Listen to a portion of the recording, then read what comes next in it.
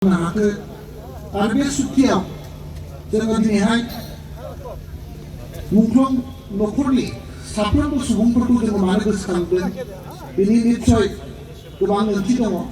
दिनै जों बुंनो थाङोब्ला दिनैनि दिनाव जों हायेस्ट रेसपेक्ट जाय बिथांमोना बड'फा उपेन्द्रनाथ ब्रह्मनि दैदेननायाव जालांनाय जिथु माने सुबुं सोमावसारनाय बिएलटिनि सोमावसारनायाव जाय सुबुंफोरा गाव गावनि बेसेन गोसा जिउखौ बाउसोमनांबाय बिथांमोननि बलिदान आरो बिथांमोननि सेक्रिफाइसआव जोङो 2003नि 10 फेब्रुवारियाव बे सुक्तिखौ बिएलटिआ खालामनो हादों।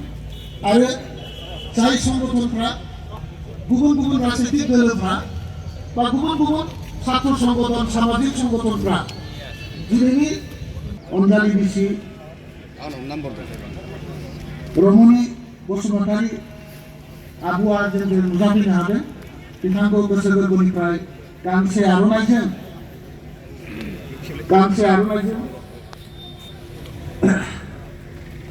बरायनाय थाबाय आरो बिथांनि गाहाम देहा बिथांनि नखरनि गाहाम हामलायनाय थाबाय।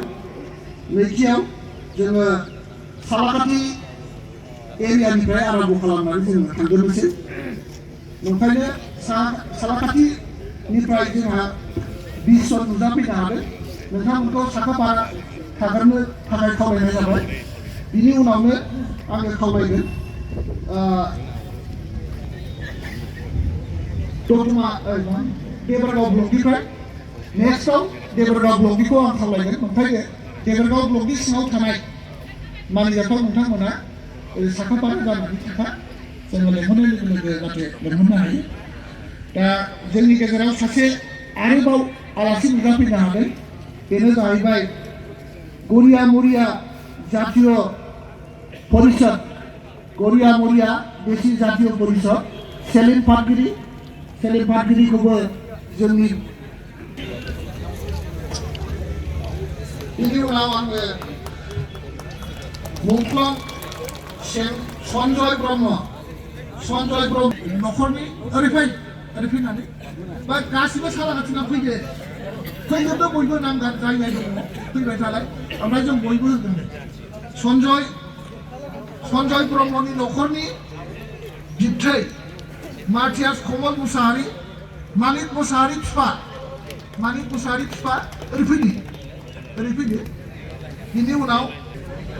बिनि उनाव फ्रान्जित मुसाहारिनि फिफा मेरगा बिथाङा जाहैबाय मानिक मुसाहारि फिफा कमल मुसाहारिनि फिफा। बिनि बिफा रबिदास वारि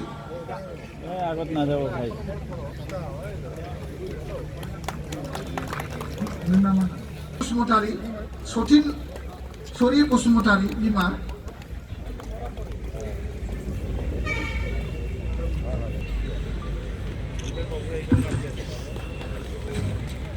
नाजावनायनि थाखाय धन्यबाद थाबाय।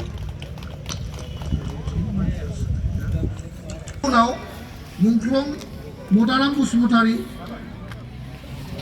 बेबिसेन बसुमतारी यां माने फंबाय। बिनि उनाव आं खावलायदों मदाराम बसुमतारी बेबिसेन मुसाहारि कृष्ण बसुमतारी फुकागाव सालाकाथि बिदिनो असे बिदा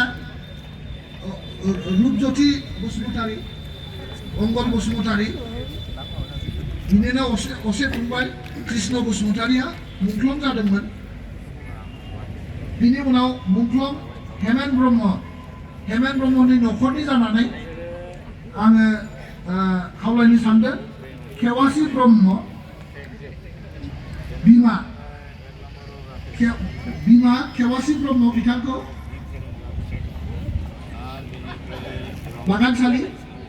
बागानसालिनिमोन बिथाङा मार्टियास हेमेन ब्रह्म दङ। मार्टियास हेमेन ब्रह्मनि मान बावनायखौ नखरनि